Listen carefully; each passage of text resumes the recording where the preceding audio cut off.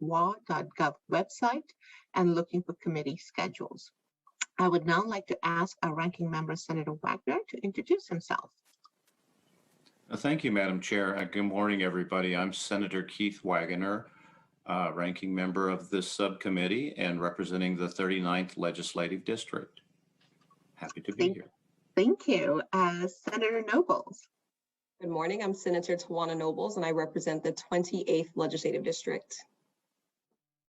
Thank you. And Senator Warnick. Good morning. Senator Warnick. I represent the 13th Legislative District, entirely in the eastern side of the state. Good to be here. Thank you. Thank you all so much for being here. I am very excited about our agenda today. We will be starting with assisted outpatient treatment and then followed up with an issue that Senator Warnick had raised in our committee with the bill that she had that I think we need to do more work around. And so that's the family involvement in behavioral health treatment and how we engage with family members when they're in an inpatient facility and aftercare, which is so important to ensure we have that village that we need to help people. So first, I would like to introduce and welcome Eric Smith. Eric Smith is a nationally recognized mental health advocate, public speaker, and consultant to Treatment Advocacy Center. He is also a graduate of assisted outpatient treatment. His story has been told in the documentary Stopping the Revolving Door, A Civil Approach to Treating Severe Mental Illness. Eric has been a featured speaker at AOT conferences and has been interviewed on National Public Radio about AOT and Kendra's Law. He helped shape portions of Treatment Advocacy Center's AOT white paper from a consumer perspective and was part of a team who produced the paper at Northeast Ohio Medical University. The American Psychiatric Association's SMI advisor training modules feature an interview with him about AOT. Eric recently presented for Stanford University law students about the value of AOT and how it saved his life. He has also made other media appearances to discuss AOT on Dr. Drew's show and was quoted in New York Daily News about mental health reform. I am so excited to welcome him to our Senate Behavioral Health Subcommittee. Thank you so much, Eric, for taking the time to present to us. Thank you, Senator Dhingra. And thank you to this Washington State Senate Behavioral Subcommittee for allowing me an opportunity to speak and be part of this discussion with you all today. I also thank the person who originally reached out to this subcommittee to see if it would be possible for me to speak and be here with you today. And that person is a resident of Washington who, in her own words, has communicated to me, and I quote, "I believe AOT was the missing element in my son's recovery and could have enabled him to survive his illness." Powerful. To that point, AOT is exactly what enabled me to not only survive my illness, but also set me on a journey wherein unmanageable symptoms and circumstances of my severe mental illness are now a distant memory in the rearview mirror of my life. And AOT was not only a lifeline to me, but also to my parents and family who tried everything they could for more than a decade to get me the help I needed. What I needed was found by approaching the magnitude of my illness and symptoms with the most appropriate response. And at the crux of that response is assisted outpatient treatment, also known as AOT. So I'm thankful not only to be here speaking at this meeting today, but to be here alive, healthy, free from psychosis, and happy with thanks to AOT. I'm speaking to you from Texas, but not intending to speak as a Texan who knows what's best for the people of Washington or anywhere else. Rather, I'm speaking as someone of the severe mental illness population who knows firsthand that AOT saved my life and can do so for others when it is thoughtfully implemented. First, a little bit about me. I'm 38 years of age and I am a graduate of AOT. I'm diagnosed with bipolar disorder from psychiatrists who have not seen me as a psychiatric inpatient, and schizoaffective disorder from psychiatrists who have seen me as a psych inpatient. Prior to being in AOT, I had a history of red flags, the type of warning signs that parents and caregivers are told to look for by counselors and educators. My grades took a turn for the worse when I was in middle school, and by the time I reached high school, I was barely passing from one year to the next. I became addicted to drugs, dropped out of high school in my junior year, got a GED, and then failed out of college in my second semester. All of that was directly related to my serious mental illness diagnosis, which at that time was bipolar disorder, but I had no ability to understand that prior to AOT. Before AOT, I didn't understand my illness, how to manage it, and I often didn't even believe I was ill at all.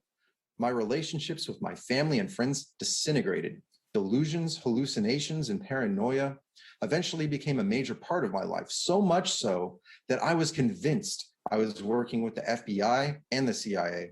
I was positive I had broken codes that gave me information to prevent assassination attempts on world leaders. In fact, I once sat awake for 3 nights in a row in a hotel surfing the internet for clues about these kinds of threats, and then showed up at my local FBI headquarters where I delivered a psychotic rant to several visibly concerned FBI agents. Soon thereafter, I was arrested for the nonviolent offense of trespassing, an event that was a product of my unstable and deteriorated psychiatric state.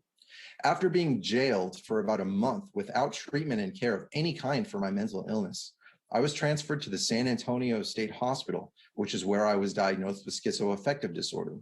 From that point on, I had decompensated 2 more times over a few short years, each of those times followed by an AOT order.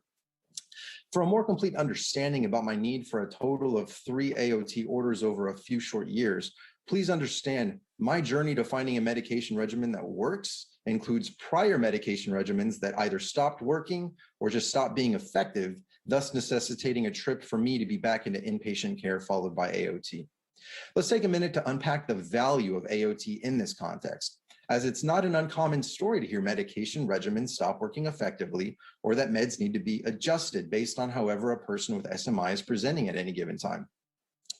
The time between my second and third hospitalizations was a short window of a few weeks, and my psych meds abruptly stopped working for me at that time during an AOT order.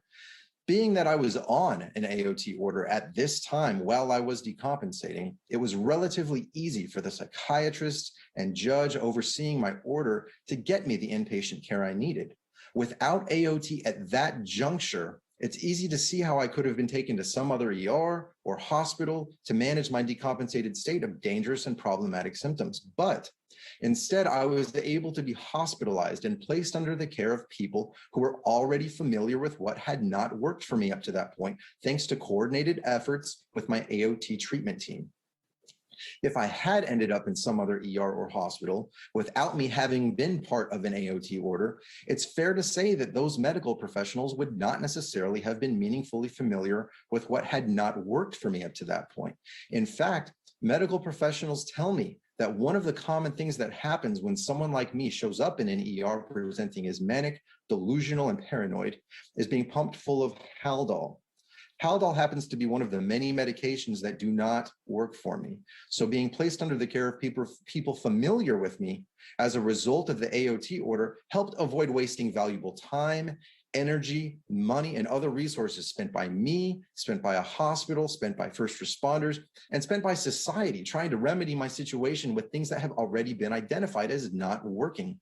An AOT treatment team in conjunction with the psych hospital were already familiar with what had not worked for me, so we did not have to start at square one. That same value applies for anyone else on an AOT order.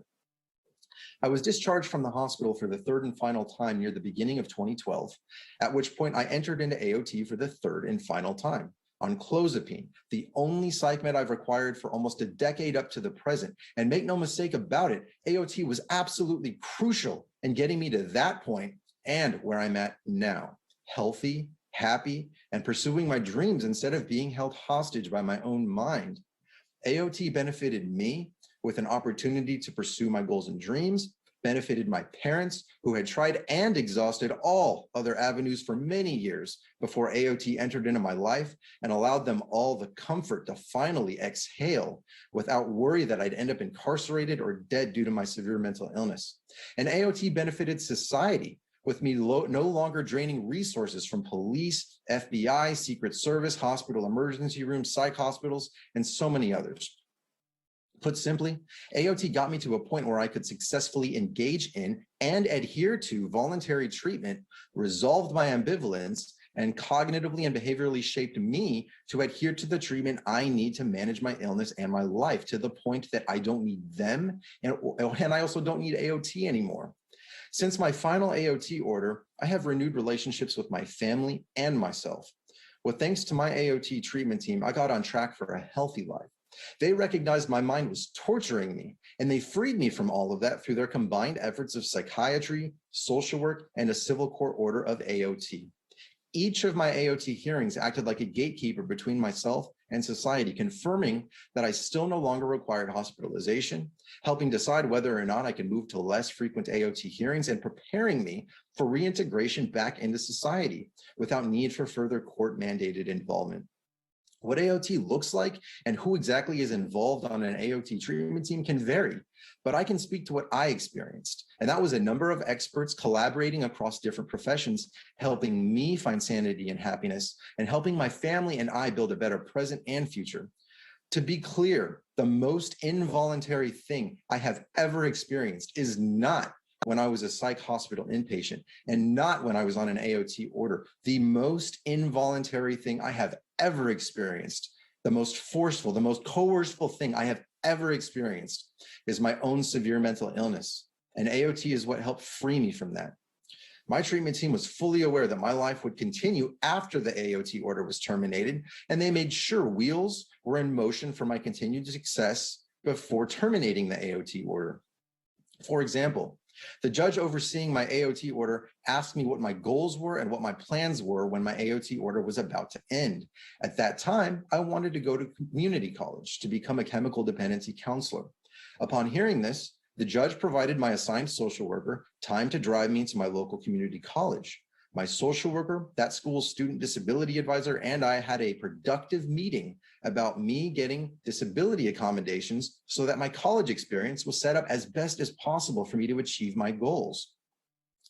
My AOT team was fully invested in making sure that I could manage my diagnoses to then pursue a future of realistic goals and dreams. This was part of the discussion at each of my AOT hearings, which were meetings that had my care and goals front and center, attended by me and attended by my AOT treatment team.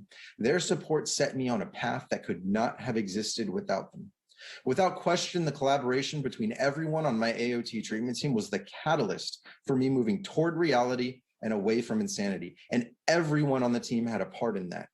I know the caring minds of this subcommittee are aware that SMI presents a multifaceted gamut of complex issues, and an AOT treatment team is a formula for success to meet the needs of this population, because collaboration rarely makes things worse and often makes things better. My team involved me in decisions about my care, resolved problematic and dangerous symptoms, and then released me from AOT when I was ready. AOT saved my life by giving me the care and treatment I needed, and my AOT treatment team went from being champions who helped manage my care to teaching me to be my own champion. I now see a psychiatrist, get monthly lab work done, and stay mindful about engaging in healthy choices, all without a need for a civil AOT court order. My AOT treatment team worked hard so that I wouldn't need them anymore, and my family wouldn't need them anymore. There are so many families and caregivers out there struggling to get their loved ones treatment before some form of tragedy strikes, and AOT is absolutely one of the best ways to provide treatment before tragedy.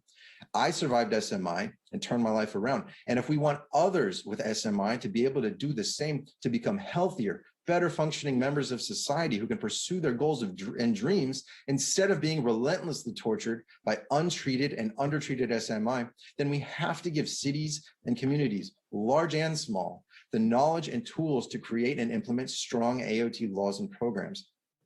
If you take just one thing away from what I say here, please let it be that AOT saved my life, but thanks to a team of experts who remain committed and accountable to one another and to me, with a shared goal of defeating the relentless torture of my psychosis and replacing it with sanity in a way that allows me to find health and happiness. And with your support, I can do so for others. So fast forwarding to the present, AOT took me from a path of delusion and danger to a better life, once thought distant fantasy by me.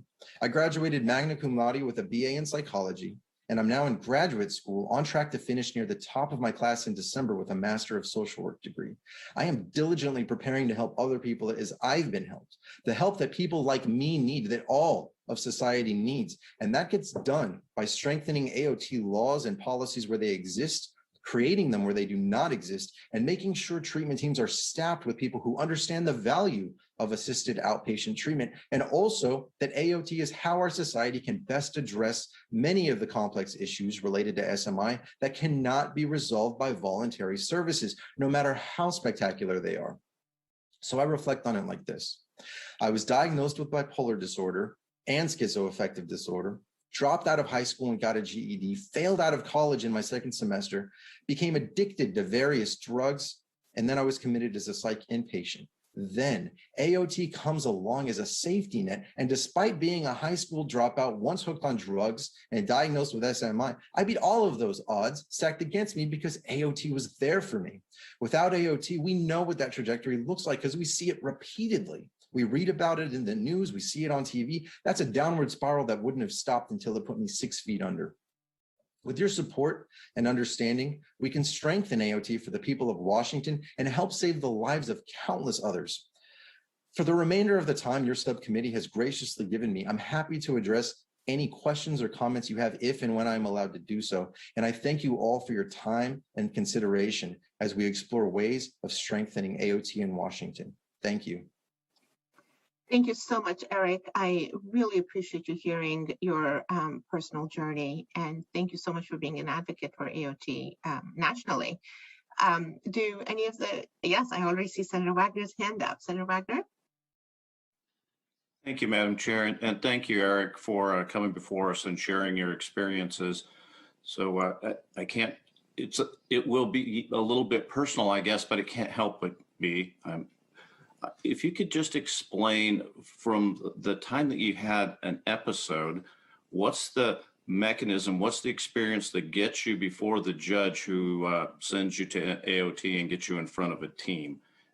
Is that through an encounter with the police, or a family member sees something isn't quite right and makes a call? How does that work? What gets you to the point that you can be referred?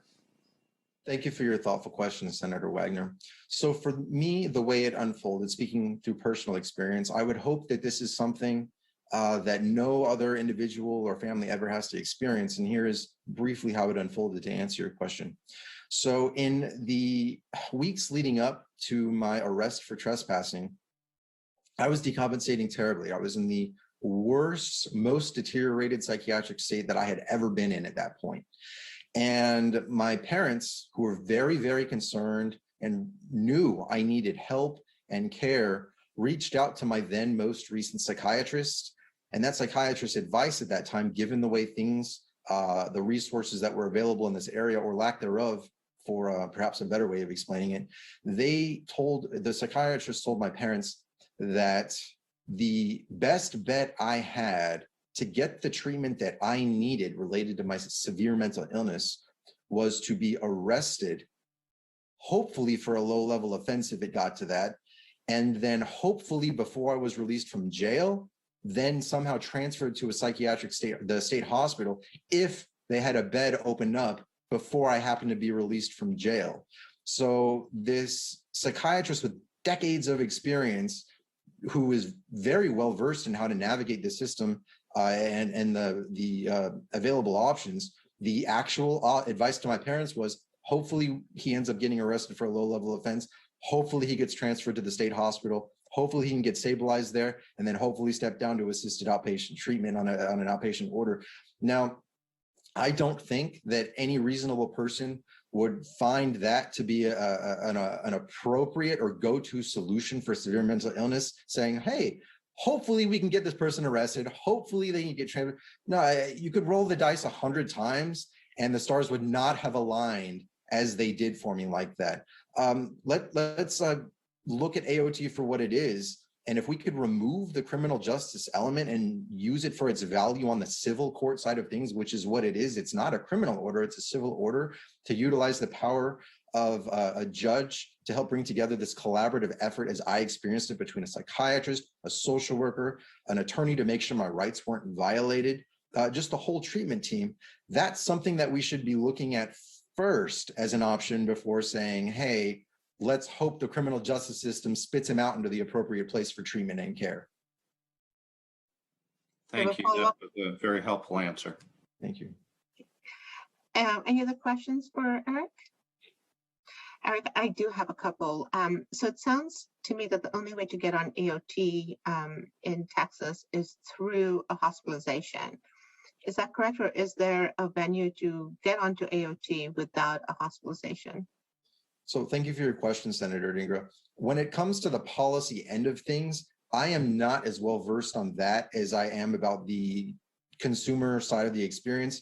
Rather than speculating an answer about that, I can find that out from Treatment Advocacy Center and gladly follow up on an email with you. I do know for a fact that different states do have different ways of referring people in. And if here we're addressing the people of the Washington with this subcommittee hearing today, I would hope that the people who need treatment and care can be referred to by those who know the person needs treatment and care, whether it's a family member, as I know in some instances in California, that's the case, a medical expert. I know as of recently, I'm of the understanding that judges have recently become approved referrers in California. So regardless of how it's done in Texas, at how it was at the time that it helped me, and regardless of how it's done now, I would hope that the people of Washington decide, and the subcommittee decides, that if moving forward with strengthening AOT, the best way to go about that is identifying trusted individuals that can refer an individual for an AOT hearing or to be involved in it. And that would be my suggestion. Thank you, Eric. That is what we hope as well. It just hasn't been working that way. So thank you for that. Senator Warnick, you had a question? I do. Thank you, Eric. That was an excellent, excellent presentation, and thank you for sharing your story. I think you said that your issues started when you were in middle school, high school. Was there treatment available for teenagers at that time, or did you start getting treatment as a middle school or high school person? Yes, so thank you for your question, Senator Warnick, and it's a thoughtful one. My parents, upon seeing me from the entire time I was in elementary school, when I was in gifted and talented classes, saw me get to 6th grade when middle school started, and my grades started to slip. Rapid decline, not from A to an A-, but like from A to C's and D's and maybe an F here or there. So they became very concerned. They took me to see a psychiatrist at that time. They also had me tested. It was several hours of a test, although I don't know the exact name of it. It was to identify if my responses were consistent with any type of known diagnoses. And at that time, my answers were consistent with individuals who had a bipolar diagnosis. So my parents regularly had me engaged in treatment and care with a psychiatrist, where I would get hour-long counseling sessions and medication management weekly. My dad, he would leave work to take me to these sessions along with my mom. They did everything they could. They just bent over backwards, and that care continued, and they remained involved. I mean, all the way through AOT. And so they did everything they could. And so this is a story I would imagine that you've heard before, that other members on the subcommittee have heard before, where, it's not for lack of love and for lack of trying from parents or caregivers or family members. It really is such a difficult, monstrous thing to treat, untreated and undertreated SMI, when it's as far to the psychotic end of the spectrum as I ended up finally experiencing it. So I had a strong support system, but even though it was a loving and strong support system and a committed support system through my family, that is not a replacement for the type of care and treatment offered by AOT, wherein I had a civil court order through AOT with a judge who was invested in my care, a social worker, a psychiatrist, a nurse, an attorney. And keep in mind, in all throughout those years leading up to the time leading up to AOT, I had interactions with psychiatrists, as I've explained just now. I had interactions with judges, I had interactions with social workers, and so on.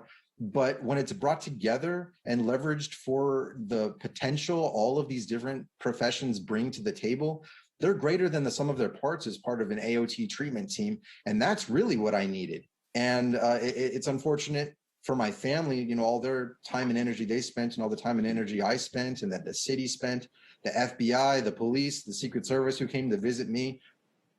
All of that could very likely have been avoided if there was just an easier way to get me into treatment at an earlier time. And that's largely why I advocate. It's not fun for me to talk about these things, but if I can talk about them and help prevent other individuals and families, and in this instance, perhaps a state, if Washington moves forward with strengthening AOT to better help people, it's all worth it. Thank you, Eric. Thank you. Senator Frost?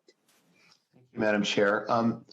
Eric, I was wondering, sometimes we hear of people who are being medically managed for their illness, and then for whatever reason they stop taking their medication or refuse to take their medication. I'm sure this is not a new phenomenon. I don't know if you went through this or others. What would you give me some insight on why that occurs based on your experience and knowledge?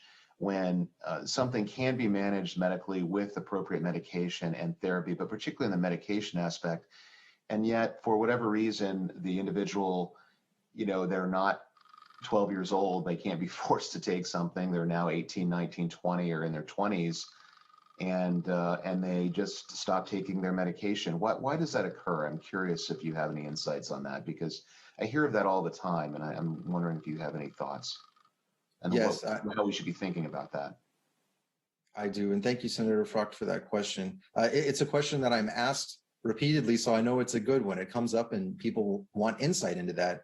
And I would say that there's not one specific reason for that, but having personally experienced it, I can tell you that leading up to, the 10 plus years that I had been getting treatment with my family as part of my support system, before AOT, before I was arrested for trespassing that got me into the care I needed here.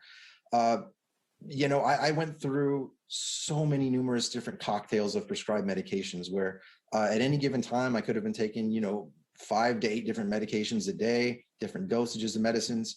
And after so many years of trial and error and so much failure from the medicine, like it's not working, a few points crossed my mind. One of which was, well, if I've taken, all of these benzodiazepines and SSRIs and antidepressants and mood stabilizers and antipsychotics and anything you can think of under the sun, and it's not resolving whatever it is that necessitated my being put on these meds, I must have some sort of character defect. Like, because if I had what they were designed to treat, I'm guessing, I would see some sort of remarkable improvement, and my parents would see it and the doctor would see it. So one issue is that I quite realistically thought, maybe I've got a character defect or character flaws, and this isn't a medical issue. I'm just, a bad person of sorts.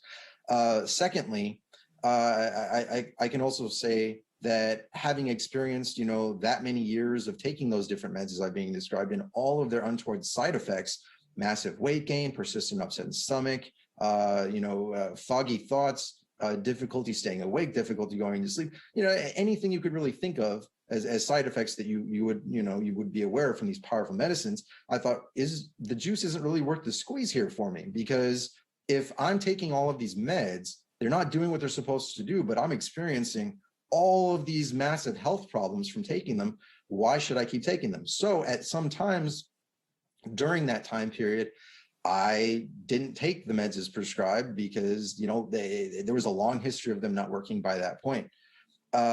Secondly, separately from those issues, right now I can tell you that this since my last AOT order, this is the most sane I had ever been. Right now, after my AOT order about 10 years ago, and it can be tempting to look at that and say, hey, look where I'm at now.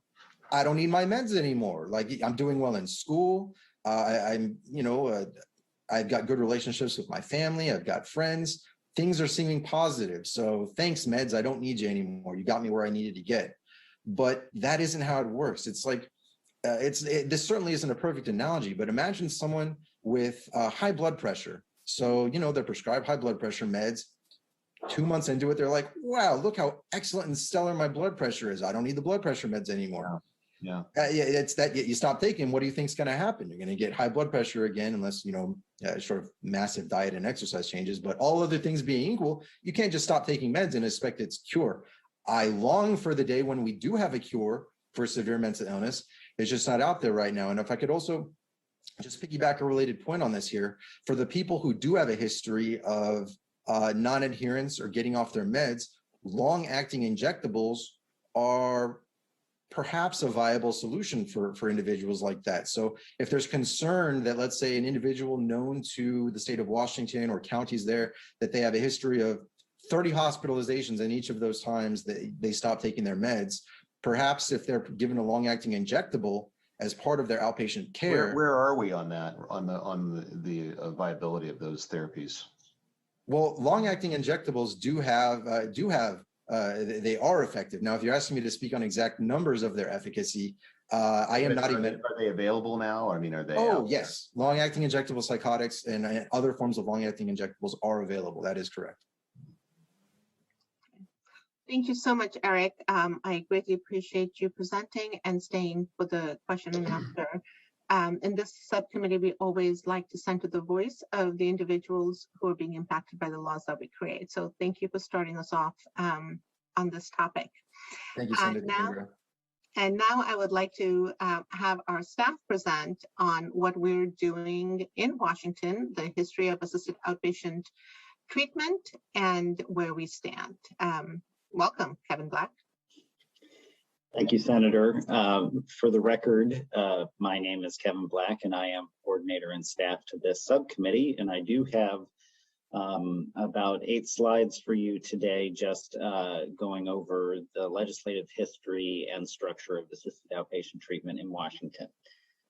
Next slide, please.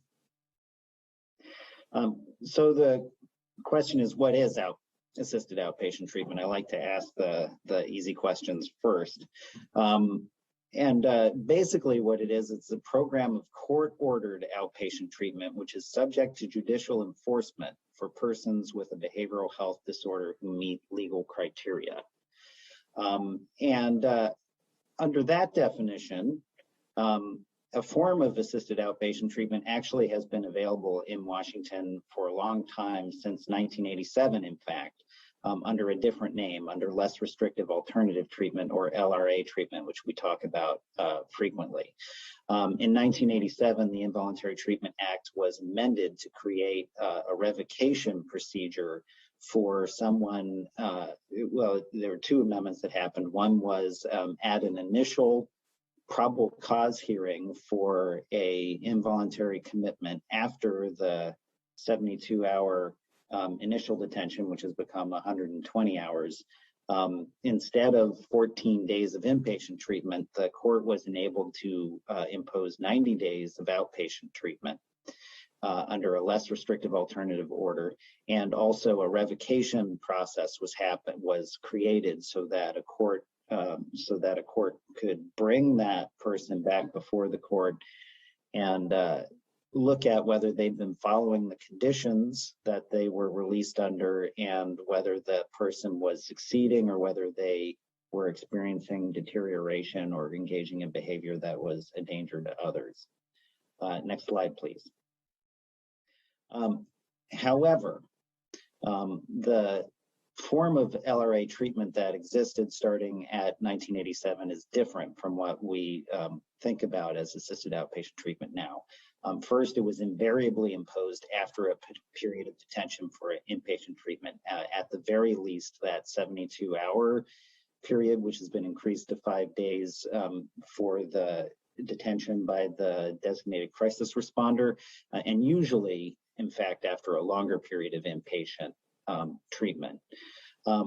Also, the way it was imposed, it must meet high legal thresholds, the likelihood of serious harm or grave disability, which are the criteria for inpatient commitment. If the person was not found to meet those legal criteria, an LRA treatment order could not be imposed. Beyond that, apart from the court order being written, there were no actual required components or structures related to LRA treatment. Instead, how the LRA treatment was conducted and how it was monitored and how it was enforced was left up to individual county authorities to determine local practices, and the practices did vary quite a bit from jurisdiction to jurisdiction. Next slide, please.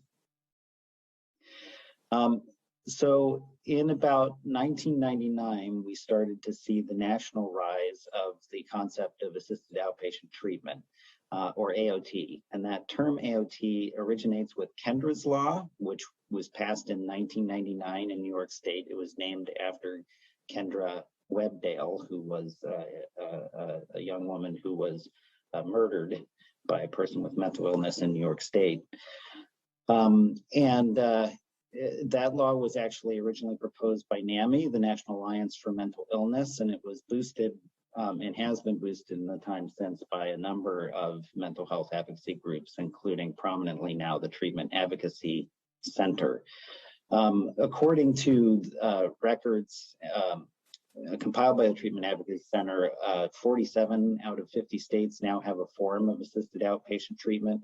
It goes by different names, sometimes like Laura's Law in California, and some different forms. Next slide, please. AOT carries with it some new concepts which are different from the LRA orders that Washington has had since 1987. First, there is a shift from aftercare, a focus on aftercare when someone's leaving inpatient treatment, to prevention, and an emphasis on intervening before the need for inpatient hospitalization arrives. Second, there's a recognition that the legal standard can be lessened in absence of detention. So because involuntary outpatient treatment is a lesser deprivation of liberty compared to inpatient commitment, the high standards of likelihood of serious harm and gravely disabled do not necessarily have to be followed, as long as there are circumstances in the medical history indicating that the court can be certain that the treatment that's being ordered is actually necessary to assure safety. And third is that the petitions can come from different sources rather than being, necessarily gated by the same authorities that control inpatient detention. The petitions can come from mental health practitioners with input from family members. They can arise from the community. Next slide, please. AOT in Washington. So there was, I would say there were some bills that were sort of AOT curious earlier on. There was a bill that was adopted in 2013, but the first real AOT bill was House Bill 1450 in 2015, which was sponsored by Representative Lori Jenkins, who's of course now the Speaker of the House. That bill was sort of updated later, Senate Bill 6941 in 2018, which actually renamed AOT. It became AOBHT, which is Assisted Outpatient Behavioral Health Treatment in Washington in 2018. And that bill established criteria for someone being found in need of assisted outpatient treatment, which are similar to Kendra's Law and has some other features which we'll go over in a minute. Also in 2017, some pilot projects were established using state unrestricted general funds.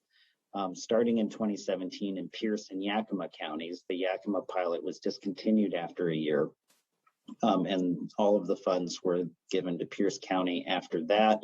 And the most recent year in which that proviso was included in the budget, fiscal year 2020, was 225,000 general fund state funds were provided to Pierce County for their pilot. There was no proviso included in the fiscal year 2021 or 2021-2023 operating budget for the pilot in Pierce County, although I understand that the money is still included in the base budget for the Healthcare Authority, so that the Healthcare Authority has the option of continuing to provide those funds to Pierce County.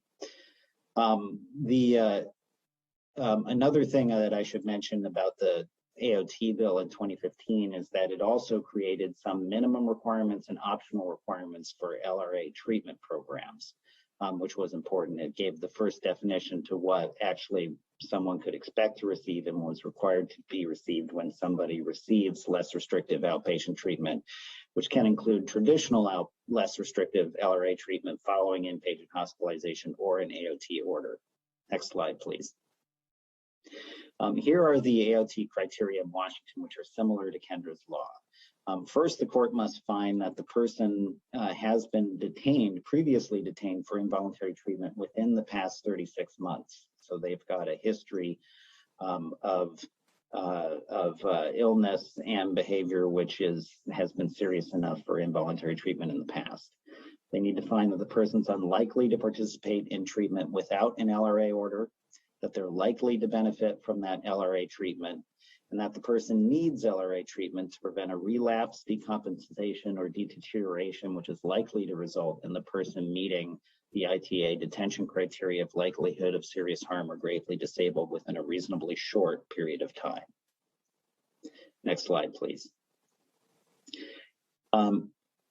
This is a place where Washington does not follow the path of Kendra's law or Laura's law in California, is that we have a somewhat different procedure for initiating assisted outpatient behavioral health treatment. Washington has retained the designated crisis responder as the gateway to AOT, as the designated crisis responder is the gateway to regular ITA detention or LRA treatment. The designated crisis responder must personally interview and investigate every case before an AOT petition can be initiated, and that petition must be filed by the designated crisis responder. Statute says that the time the designated crisis responder has to investigate the case after notification is 48 hours. However, there is not authorization to detain the person for that period of time. The investigation can be done while the person is not being detained. The petition after that 48-hour period, must be filed in court with a summons issued to the respondent to appear in court within 5 judicial days to have a hearing, probable cause hearing on the petition. There's also language specifying that the AOBHT petitions can be used for persons who are about to be released from jail, and procedures for scheduling an AOT hearing for the person before they're released from custody. Next slide, please. So this has been on the books, as I said, since 2015. The usage of this AOBHT option in Washington has been small. Less than 1% of commitment orders, and in fact, much less than 1% of commitment orders are AOT orders, while we still have large numbers, thousands of inpatient detention orders and outpatient LRA orders. There have been few AOT orders that are issued using the AOT criteria that was adopted in 2015 and amended in 2018. And I venture to say that we don't know the exact numbers because there are 2 data sources, statewide data sources available for quick searching without doing in-depth case-by-case research. One is reporting data from behavioral health administrative services organizations. They are supposed to track the usage of these and report those quarterly to the healthcare authority. The other are codes entered by court clerks. So the court clerks enter codes as the court makes rulings indicating what the decisions were. Both data sources can be inaccurate. Mistakes are made, things are missed, sometimes systematic errors are made. So neither source, I think, can be viewed as being definitive. Next slide, please. What we do know is that the BHASO data reported to the Healthcare Authority indicates that only 11 orders for assisted outpatient behavioral health treatment have been entered since 2016. Most of those primarily in Pierce County, where the pilot is located. The court data from the Administrative Office of the Courts tells a slightly different story. They actually show 101 orders for AOT since 2017. However, that's less than 0.2% of all the involuntary treatment orders. And I should say, in addition to other problems with the data which the Administrative Office of the Courts have does not include King County, since the year 2018 because King County went on its own data system, which is different from the other court systems, and their data therefore no longer gets reported to the state and rolled up with the other data. But the data that we do have from the courts shows 61 orders in Pierce County. And this was a surprise to me, and I plan to investigate this further, but it shows 28 orders in Mason County and 11 other orders that are scattered in a handful of other counties around the state. Next slide. That is the end of my presentation. I would be happy to answer any questions. Thank you, Kevin. Do any of the members have questions for Kevin? I do see Senator Warnick with her hand up. Thank you, Madam Chair. And Kevin, great presentation of the history in Washington. I'm interested, do you know the reason that the Yakima pilot was stopped or suspended? Was it lack of personnel? Do you happen to know a reason why that was suspended? I don't precisely know the reason, and I understand that the people who were directly involved with that pilot are no longer employed there. Otherwise, we had some interest in getting them to come speak to us today. But I think it did happen along the, for between 2016 and 2020, we've been doing this changeover, full integration, where the behavioral health organizations who used to administer the county mental health services were going away and being transitioned to MCOs or managed care organizations. I think it came during that time where the BHO was sort of being wound down, and its work was being transferred to other entities, and that may have affected, but I don't know what the other considerations may have been. And Senator Warnick, I'll just say that's such an excellent question, because I really was hoping to get them here to really find out what the barriers were. I think we had spoken to them right when they was starting, and we had told them that we would be interested in hearing about their progress. So it is unfortunate that they're not here, but it would have been nice just to understand the barriers that led them to not pursue this. Thank you. Any other questions for Kevin? Great, well, thank you so much. And with that, we're going to move to our next panel. We're going to hear from King County. And at this time, I would like to welcome Michael Redding, Ash Warren, and Judge Johanna Bender. Good morning, everyone. And if you guys can please, in the interest of time, unmute yourselves, introduce yourselves, and begin. Good morning. Thank you, Senator Dingra. My name is Michael Redding. I'm going to start us off with just an introduction to who we are. I am the Chief of Crisis Systems and Services for the King County Behavioral Health Services Organization. We are the BHASO for King County. And I'm joined by Ash Warren, he'll talk a little bit more about himself. He's one of my staff persons that oversees court-ordered outpatient treatment in King County, and Judge Johanna Bender from King County Superior Court. Next slide, please. So just at a very high level, I just wanted to just show you who we are in our structure. We are the BHASO, which, as you can see to the right of that, we have a contract with the Healthcare Authority to provide ASO services in King County. I'll talk about that a little bit more in the next slide. But we still do a lot of Medicaid services as a delegated function from the 5 managed care organizations in King County, in which we've created an integrated care network for Medicaid services for behavioral health treatment for substance use and mental health. And we also contribute a lot to our behavioral health system through our BAID funding, which is the 1/10 of 1% of tax dollars. And a lot of that goes to enhance services that don't seem to have enough funding or other innovative programs. So each one of these, the ASO, the Medicaid services, and MID have specific pots of money that are contracted with the Healthcare Authority or Medicaid services, or what King County plans through their MID Advisory Committee to allocate for behavioral health treatment. Next slide, please. Just very specifically about the ASO.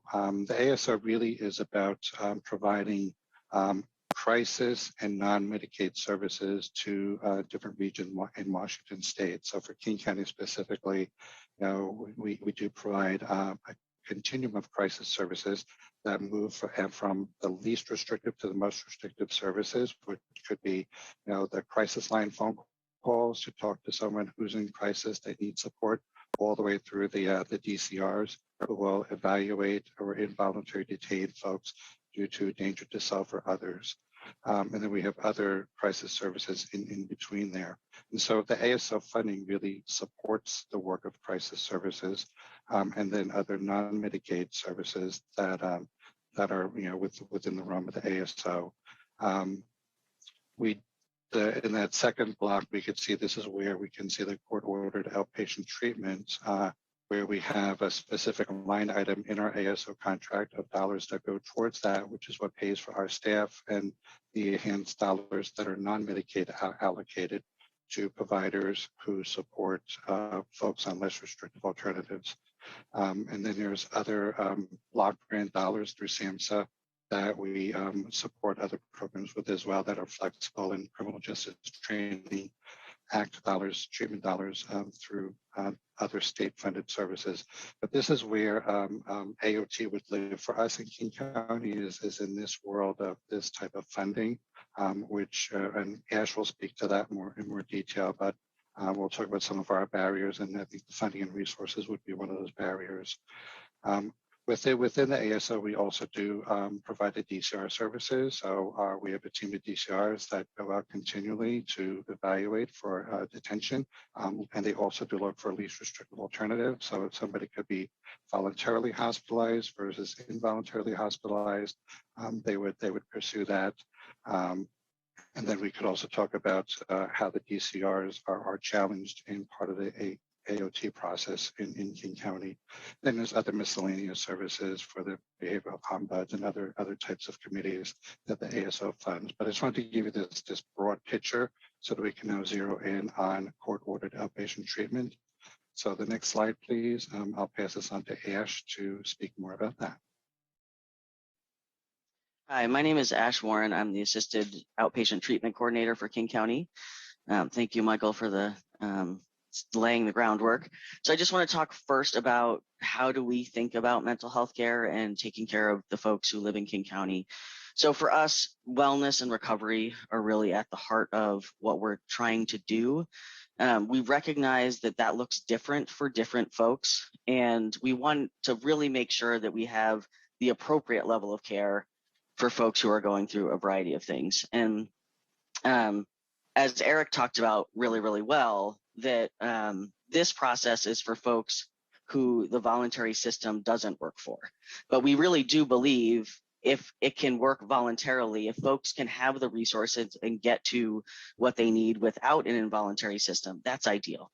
But once we are this small portion of the population who has tried all of these resources and has been through the system and is essentially being chewed up and spit out, having a system where wraparound services can be employed is really, really important. So our focus really is how do we get to a place where community-based treatment is happening more often than hospital-based treatment. And it's really important to us that treatment is person-centered, trauma-informed, particularly because folks who've been through this system often are traumatized in our involuntary system. So it's important that a system we create mitigate some of that, and that it's actually culturally relevant with the goal of supporting wellness and recovery. So really for folks who are doing court-ordered outpatient treatment, these are the folks most at risk to be on the streets, to be hospitalized, to be incarcerated, and so wanting to really put the appropriate resources into them. And next slide, please. So just a little background on how we responded to the 2015 order. King County was really excited about AOT. The court put together a group of stakeholders, which involved the Behavioral Health Committee, to really talk about how do we make this happen. A group of stakeholders, including the prosecutor's office and the judge and my team, went to Ohio to look at some best practices nationally. and in order to come back and create a system here. And we've responded to that by creating a few programs. And then I'm going to talk to you about, after this, why we're not doing these actual orders and what we need to make those happen, because we really, really want to make that happen. So I oversee all the least restrictive court orders in the county. That is AOT, as Kevin did a great job talking about. One of the things we thought about after the Ohio trip is how do we make those least restrictive orders better, more effective for clients, where they really are person-centered, where they're getting the treatment they need, that they don't just live in this sort of rote, everyone gets the same thing. So we created this assisted outpatient services program, which I'll go over in a minute. And then we, in 2020, we created the Recovery Pilot Project, which Judge Bender will talk about, which we're really excited about. So what we have operationalized is a bunch of really creative things for post-hospitalization. What we have not operationalized is pre-hospitalization orders, and that's what we want to do. So just to be clear that we've spent a lot of energy and resources trying to make sure what we're currently doing, we do really, really well, but full knowing that we haven't done the pre-hospitalization piece and we want to. Next slide, please. So the one of the programs that I manage is called the Assisted Outpatient Services Program. This is using the current least restrictive order system. This is their state assisted outpatient treatment dollars that you all got to connect to this, and this is what we're spending a portion of that money on. And the idea here is that for folks who are getting least restrictive treatment, or they're on these orders, we wanted to really enhance the treatment that they were getting. So prior to this program, folks were not functionally getting more resources as a result of being on a court order. They were just also on a court order. So King County, we now have this system where if agencies are seeing their clients more, providing that culturally specific, client-centered, sticking with them to try all those different med trials, all of those pieces, if they're seeing their folks quite a bit more, then we're going to pay them an enhanced rate of service. So we're compensating the treatment provider to see folks, because we really think about this as a really important time in somebody's life. When they leave the hospital, they're in fact often most at risk for suicide or other things. And so really wanting to put some support around them. This has been going on since 2018. I manage about over 300 folks in the Assisted Outpatient Services Program through the behavioral health providers in King County. So Judge Bender, if you wouldn't mind talking about our very exciting RPP. Next slide, please. I will, and I just wanted to give a shout out to Ash's team, the Behavioral Health Recovery Division. It is such a privilege to work in a county that takes mental health recovery so seriously and applies such innovation to programming. It's really wonderful. I wanted to set the stage for the RPP. If you do a thought exercise with me for a minute and think about approximately, I think it's about 1 in 3 Americans who have a mental health disorder, and then narrow that down to the percentage who have a major mental health disorder that's really interfering with their ability to live safely. And then narrow that down to the people who are in significant current behavioral health crisis. And then narrow that to the people who are in crisis and can't be served in the community. So they need to be inpatient for their own safety or the safety of other people. And then narrow that to the people who are cycling through the system repeatedly and who really need the kind of oversight and accountability that a court order program would require. That's our core population. So we are really aiming to serve the people who are the most acute and the most in need of services. The Recovery Pilot Project was born out of an observation that we are currently releasing people on less restrictive orders and seeing about a third of them come back into the hospital psychotic within 90 days. So that sort of churning or cycling was just completely unacceptable in terms of the crisis and trauma that it was causing both to the patients and their loved ones and the drain on community resources. The Recovery Pilot Project seeks to make release planning for folks that serve, that fit that acuity model in a much more intentional way. We start release planning while they're in the hospital. We engage the outpatient provider and the patient themselves in the release planning process. We deploy peer support from the time the patient is hospitalized to start doing rapport building We do a very intentional handoff at the time of release. I know Senator Dingra and I worked very closely on a similar type of release planning back in mental health court, where you need to be really intentional about how you release someone from an institution into a supportive community environment. By way of example, we released somebody last week to a shelter, and we had a peer at the front door of the shelter to meet them on the way in. We then have built tremendous inroads with the community-based mental health providers who can collaborate with us to support the patients in their recovery and to problem solve in real time when patients are struggling. It's been an extraordinary experiment. The feedback we've gotten from our participants has been wonderful. I sent Kevin an article that I published last week, and hopefully he passed that along to you. If not, I'm happy to resend it. It'll give you a little bit more detail. What we've learned, and then I'll hand it back over to Ash in just a second, is that the 90 days that we have on a less restrictive order is for some of these folks not enough time to achieve stability.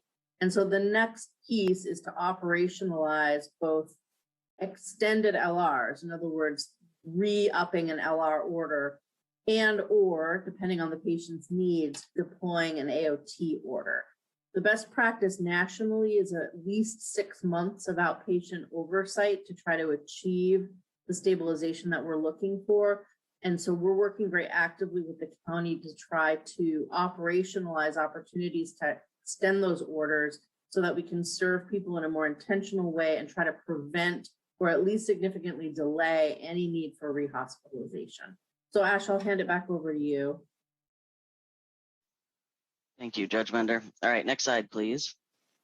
So these are our current barriers to actually using the orders. And I think that's probably what is of most interest to, looking at those slides that Kevin created, and it really is striking. Like, why aren't these being used? And so we did some thinking and talking as a variety of different stakeholders, thinking about what's standing in our way and how do we sort of knock that down. So right now, we don't currently have a mechanism yet to use the orders. And one of the issues is that our Involuntary Treatment Act system is wildly overburdened. The court docket goes up and up and up and up and up. And I talk to prosecutors all the time who are like, I've never run so fast in my life. The DCRs are at max capacity and have been for a while. And then to operationalize these, we need to increase the workload of these various parties, at least at the beginning, getting people trained, understanding what is the criteria, how do we operationalize it, who on the DCR team, or are we going to put it on a different team that takes these referrals and once the investigation is done, how do we connect them to outpatient services? In the law itself, there's a few hiccups that we're sort of stuck on. One is that the 48-hour timeline in the statute is really quick turnaround. So that, particularly for our folks who are really vulnerable and are not in some known place, particularly invested in the pre-hospitalization, if somebody's out in the community, but we don't know where they are, that's really, really tricky. It takes time and resources to find folks. We can do it, but it takes longer than 48 hours. And in that 48 hours, they need to do their investigation. They need to make sure that the folks they're talking to, that information is valid and make a decision.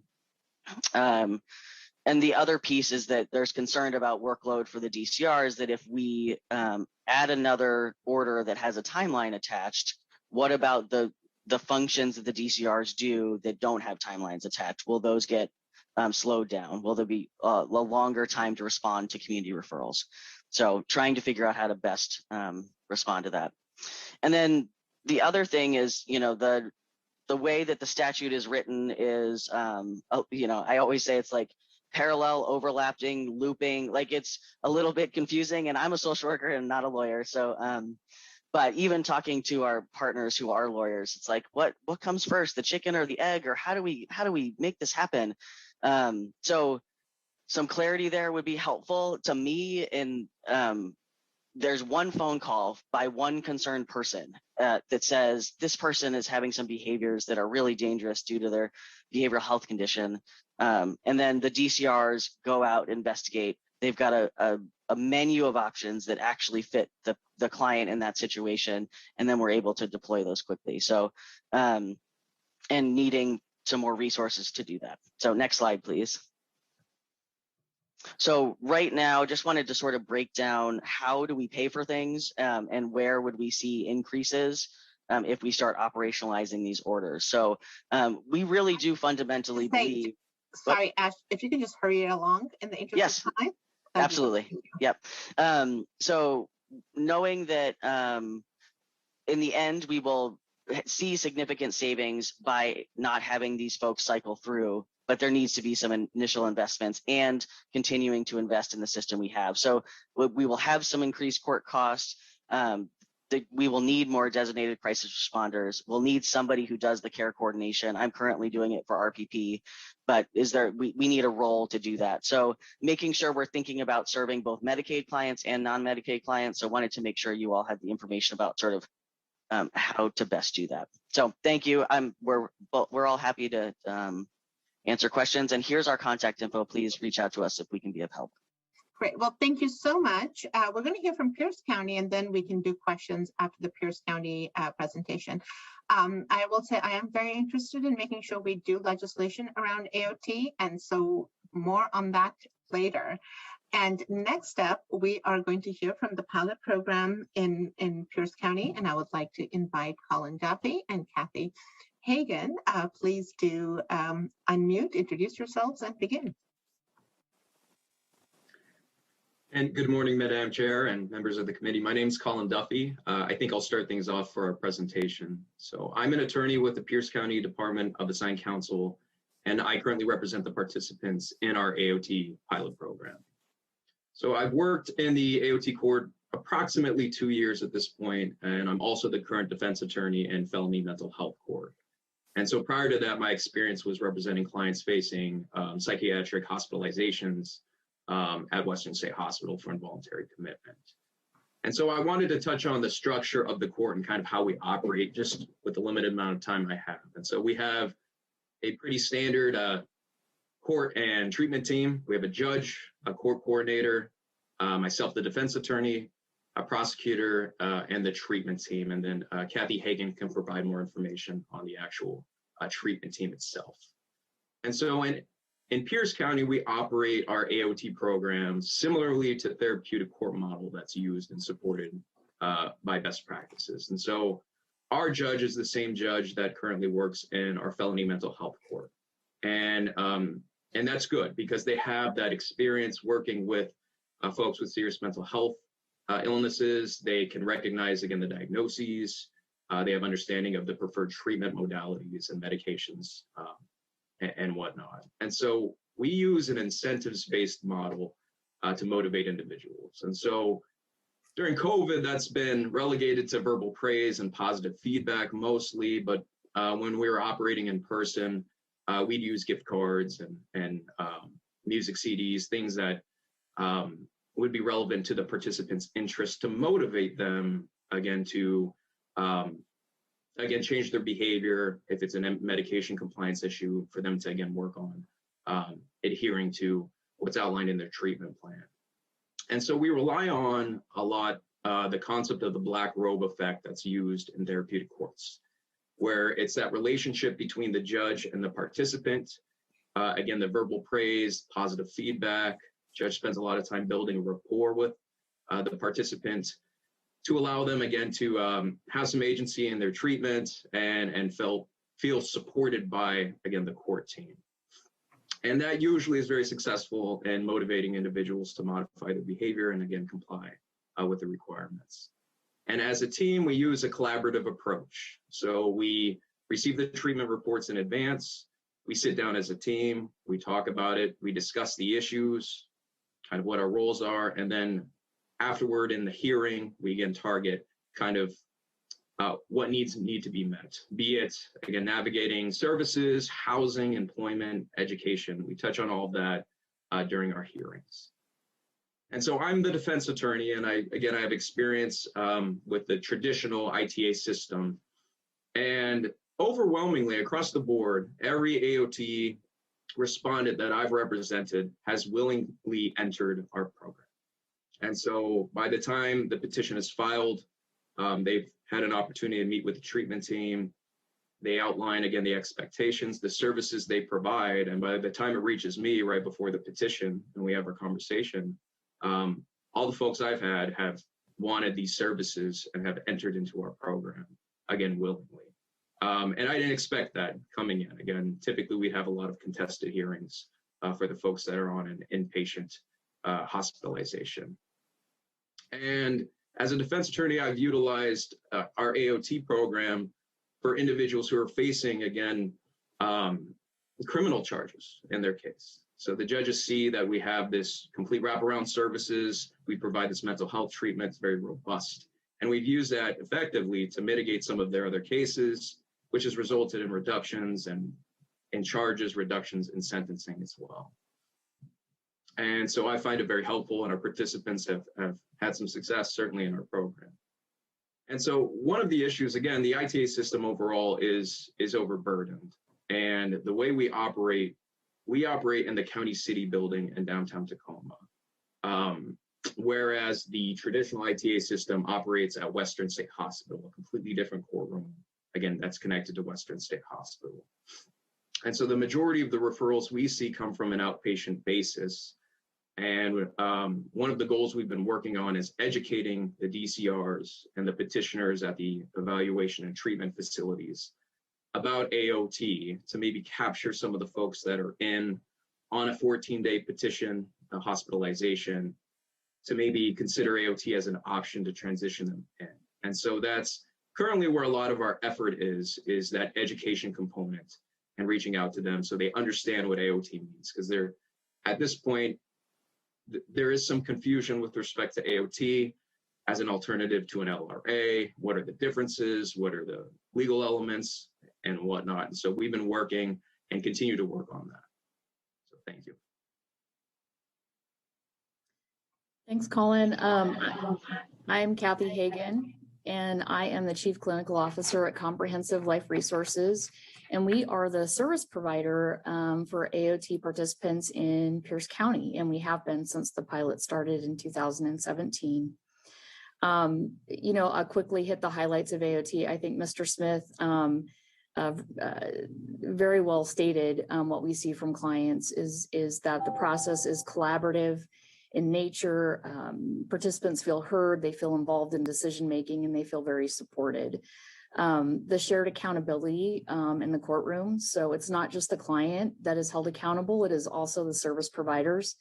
I've seen judges issue subpoenas for a home and community services worker who wasn't returning our calls and was impeding our ability to access stable housing. And so that's a powerful thing for a participant to see, that we're all being held accountable too. The other piece is the braided funding Colin alluded to, behavior management and contingency strategies. We also use that funding to fund services that Medicaid wouldn't cover. So being able to go look for a client that we've lost contact with. We had a client recently, the team spent a half a day out looking for her. We were quite concerned because she was symptomatic. We found her disoriented, walking on the side of the road. The team, because she trusted them, was able to get her in their car and bring her back to the clinic where we could support her. A much more nurturing response than law enforcement responding and being strapped to a gurney and taken to a hospital. It's very traumatic for individuals. So that funding is really important. It's what makes the program work. The barriers, the reason for the low referrals, I think a lot of it in Pierce County has been we haven't had a shared understanding of the law. When we started this program, the decision was made that it was voluntary, and so clients had to agree to participate in the program. The challenge with that is you're not going to get the right participants. Those aren't the folks that we need. If somebody's willingly volunteering to do something, they can do outpatient treatment. They don't need to be in an involuntary program. So we've spent quite a bit of time sorting that out. I think we're finally there. We finally have some agreed understanding that this is part of an involuntary treatment act. So that's great. The referral process is also very cumbersome and complex. Others have alluded to that. We also see that the designated crisis responders are the only ones that can do the petitions. In Pierce County, one agency manages the DCRs. So the policies, procedures, and beliefs of that agency impact their ability to do referrals. Individuals see a DCR, come meet with them, and they immediately have a negative response because the DCRs are the ones that have committed them to hospital settings. And DCRs see people in a snapshot of time, and decisions are based on that. A treatment team has far more information to determine whether AOT would be a good path for a client. There's a couple of modifications I think we would recommend that would make this better. One is managing DCRs doing the petitions. No other state has this system. Most states who've implemented AOT, and there's a lot of them, use psychiatrists, psychiatrists that are attached to the AOT team, and they do the evaluations, the assessments. They're in a much better position to make diagnosis, to make treatment recommendations that include medication recommendations. And that's the model that we've seen throughout the country. The second modification we recommend is to extend the length of time. Evidence-based methodology really shows that the longer somebody's in AOT, the better your outcomes. And really 18 to 24 months is an ideal time frame for a team to sort of follow a client along. The average stay in our program has been about 140 days. So that would be our recommendation. Thanks for allowing me to share experiences in Pierce County, and we certainly would ask for your continued support. I think AOT is a vital part of our service continuum. Thank you. Thank you so much for both the presentations. Do any of the members have any questions for either of the panelists? Senator Brock? Thank you. This is for Ms. Hagen. I'm sorry. How many instances would you say you described the situation with the woman who was picked up by your team and then was brought back to the service clinic and had an intervention that was not involving police, et cetera. How frequently does that occur relative to the other kind of intervention that you mentioned, where they might be have a law enforcement interaction, strapped to a gurney, et cetera, and all the things that takes place? I mean, how far behind are we in having those kinds of interventions that you described, which work better? Well, I think we're significantly behind. We have a capacity for 12 participants in AOT at any one time, and yet we've, in the 4 years now that we've had AOT, we've never been at capacity, which is stunning to me, given the number of hospitalizations and single bed certs, that we're not utilizing this tool more frequently. And I do think it's because some of the things I stated. Clients over and over again, it's such a kinder, more trauma-informed process and more engaging than the traditional ITA process. There's no service attached to LRA orders. If a client's on an LRA, sometimes they show up in my clinic when they're discharged, and sometimes they don't. And when they don't, nothing really happens. We report it to the DCRs, but there's no follow-up. There's nobody that goes and looks for the clients and tries to engage them in treatment because there's no funding for it. Whereas AOT, we would have a different response. Thank you. I see Senator Wagner has the question. Thank you, Madam Chair. I think, Mr. Duffy, if you could, here's a common theme: overburdened system, and it's kind of frustrating because we just keep putting more and more money and attention to this as a state. But if you could put a finger on a choke point, or the one thing you would do that would help with that burden on the system, what would it be? And maybe you don't even have an answer because it's a really tough question, but certainly, for me, it would be, as far as, and I can only speak to how our court operates, but I think we haven't tapped into the potential of the folks, again, that are currently hospitalized and releasing them into AOT. The education component, which is what I focused a lot of it on, is very important. Some of the DCRs don't quite understand what AOT involves, how it's any different than a traditional LRA. And so again, that's what a lot of the effort is to be, well, there's constant core monitoring. There's regular reviews and hearings. There's a treatment team with full wraparound services and individualized, again, treatment plans for these individuals. And so for us, I think that's it. I think we could capture more of the folks that are releasing stabilized psychiatrically inpatient and releasing to the community. If we captured some of those, we could certainly meet the 12 capacity. I'm with Kathy. We have currently 4, and I think a lot of that's exacerbated by COVID, but we've averaged about 5 to 7. So roughly half of the 12, which is a pretty low number, especially with the need in Pierce County. And that would be it, the education component. And like I said, we're working on steps for that, but just recognizing what AOT is there to provide for these individuals rather than an LRA or a conditional release. Thank you. And thank you, everyone, for this discussion. As a committee, we tend to be very interactive. There will be a lot more on AOT. We will be getting a bill draft out for next session. So please do send all of us your ideas, and we look forward to collaborating. With that, we are going to move to our next topic, which is about family involvement in inpatient treatment and aftercare. We will first be hearing from the perspective from family members of current or former state hospital patients. So this time, I would like to welcome Diana Callison, George Lynn, Penny Quist, Kathleen Giles, Angie Duroff, and I'm going to ask, in the interest of time, if you guys can just unmute yourselves, introduce yourselves, and start with your presentation. And I want to truly thank all of you for taking time to come and present to us. Thank you. Did you want me to go ahead and start?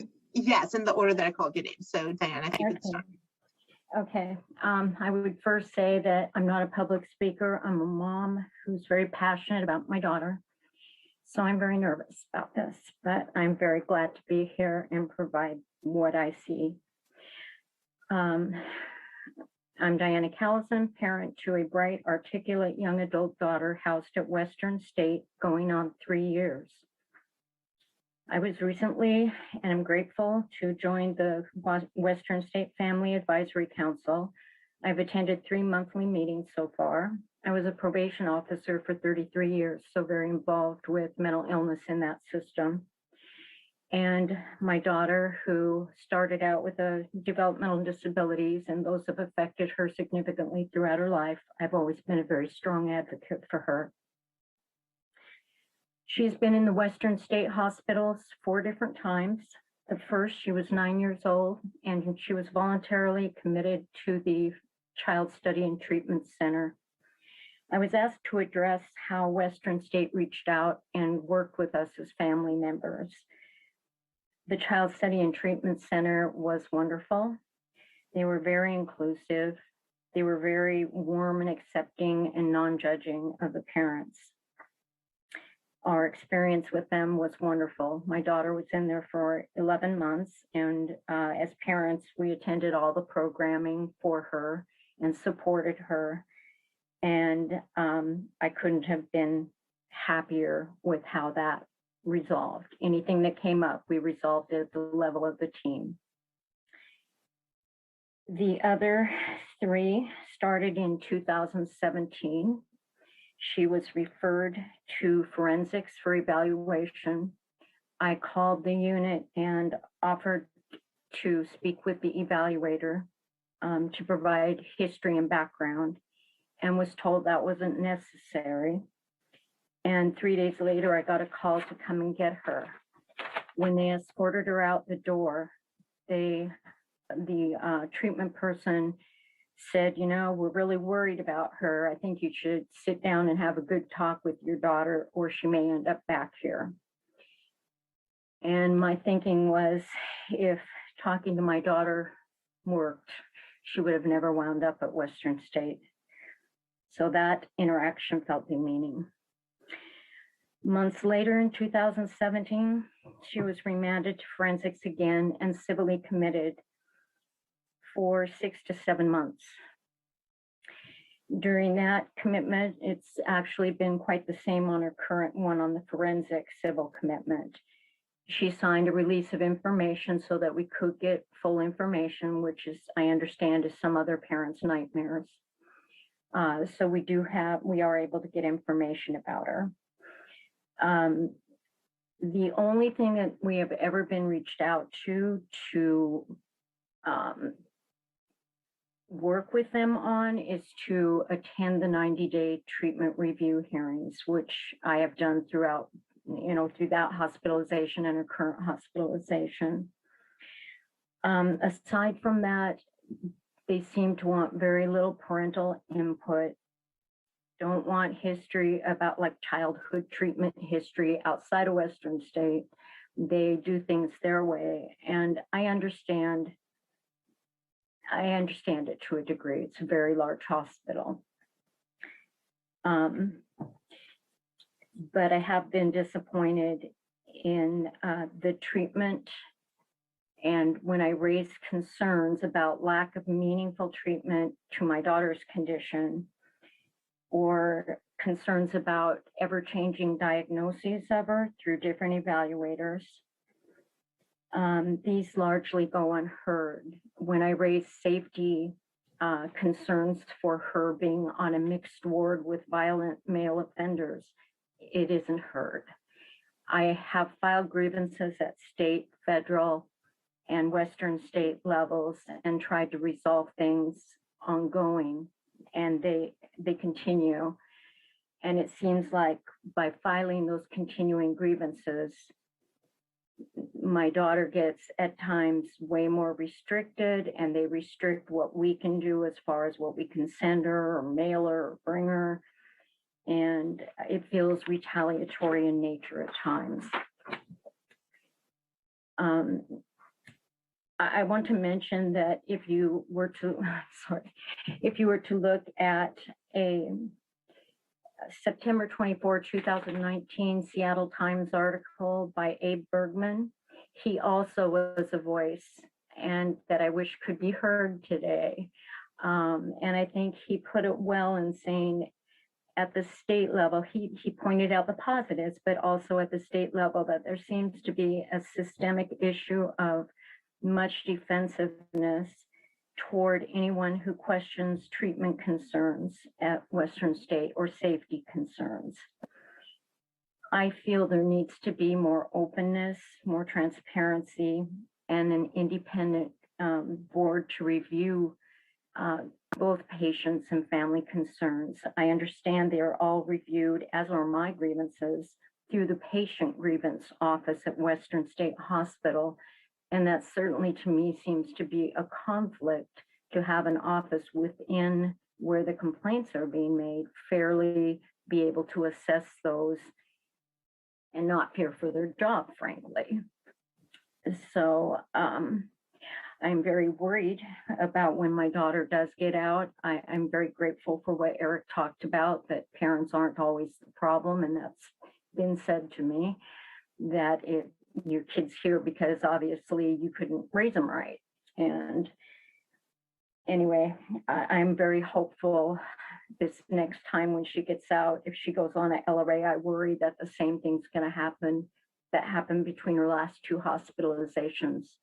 The LRA people didn't follow through with her and she wound back up in jail and back in the system. So she's definitely gone through the trauma of being spit out and hauled back in and spit out and hauled back in. And there have been suicide attempts that have been very significant. So this is scary as we're getting toward maybe her being released. That's all I really want to say, I think. Thank you so much, Diana, for speaking and sharing your thoughts on this. And just so you know, I am very fond of Abe Bergman. I've worked with him for a very long time. And so thank you for mentioning him in that article. He's been an advocate in this for a very long time. With that, I would like to go to our next presenter, George Lynn. You're on mute, George, if you can unmute yourself. Unmute. Okay, there we go.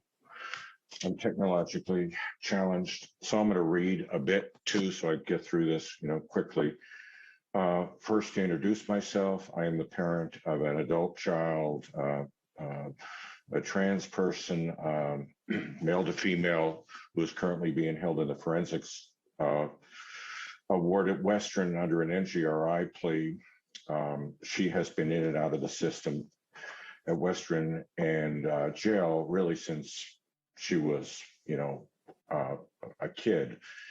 And just total time at Western is probably about 9 years. Total time in jail, awaiting hearing, et cetera, 3 to 4 years. And I'm talking about her here today with her express permission. She is diagnosed with schizoaffective disorder as well as an autism spectrum disorder. You've asked for information about our opinion, and I speak for her mother here also. I've cleared this with her mom. What's going on in the hospital that's working for her and what's not working for her, and then address aftercare.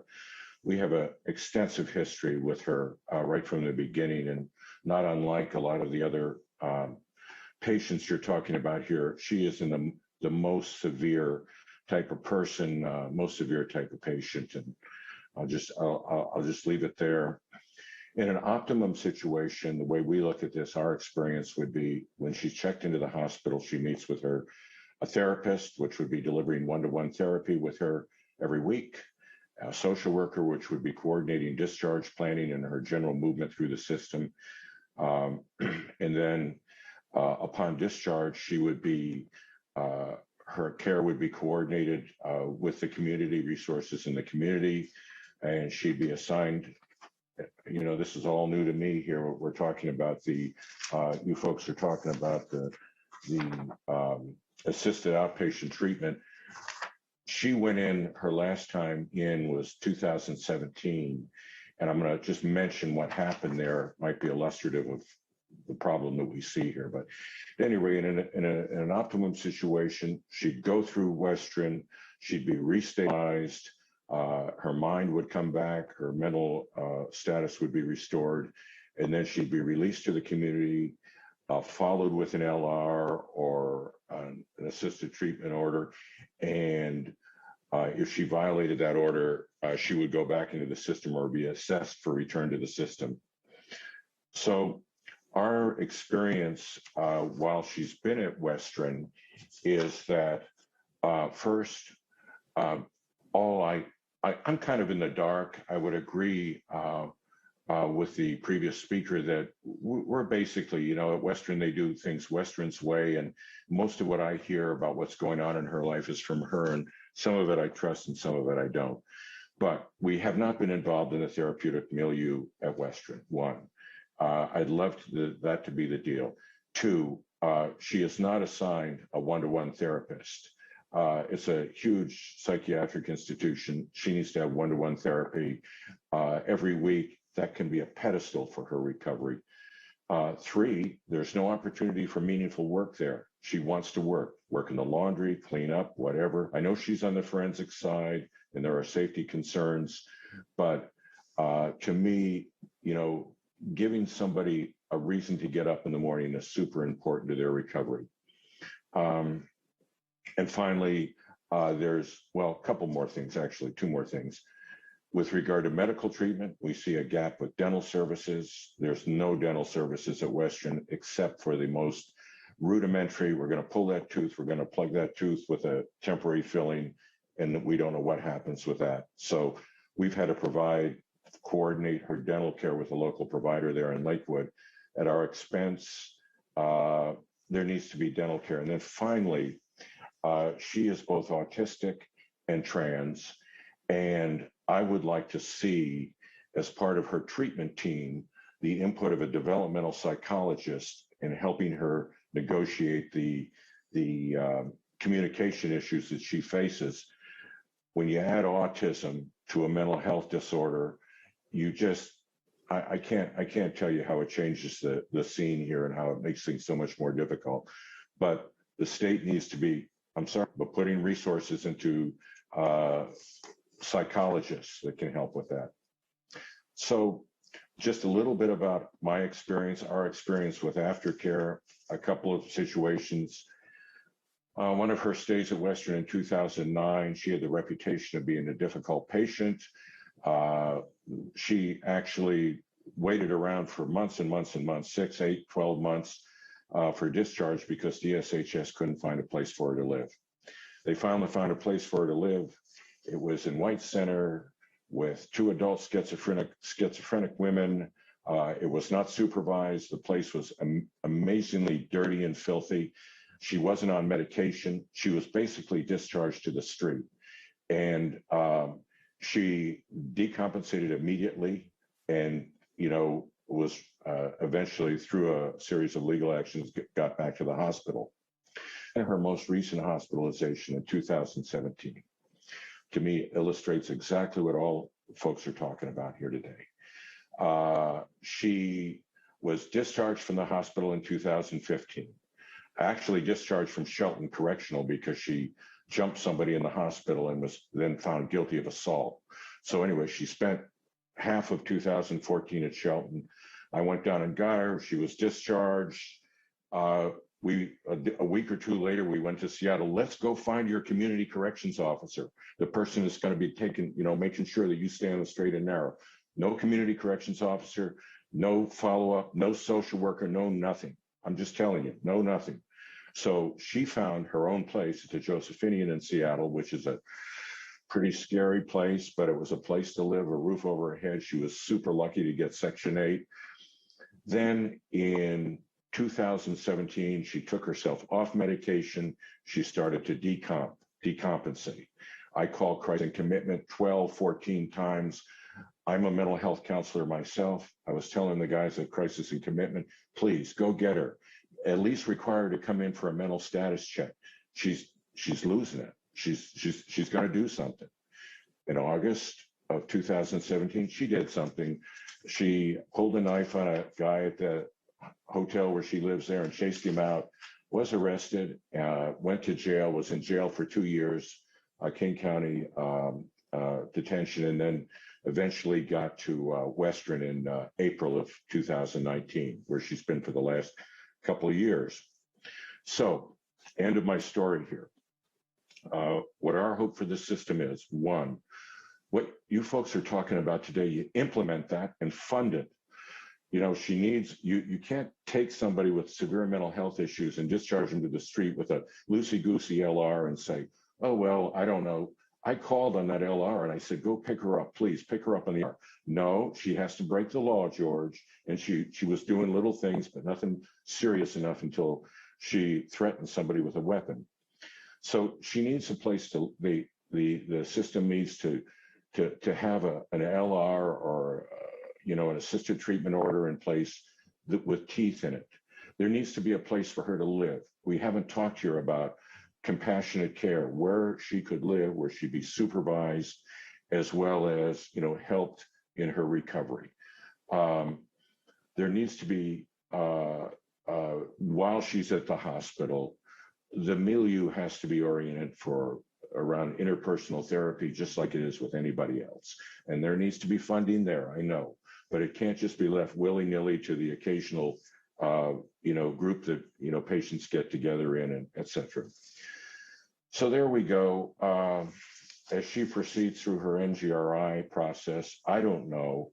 I haven't been briefed on how that works, how that's different from a civil commitment. I would really agree with Diana that we're kind of kept in the dark.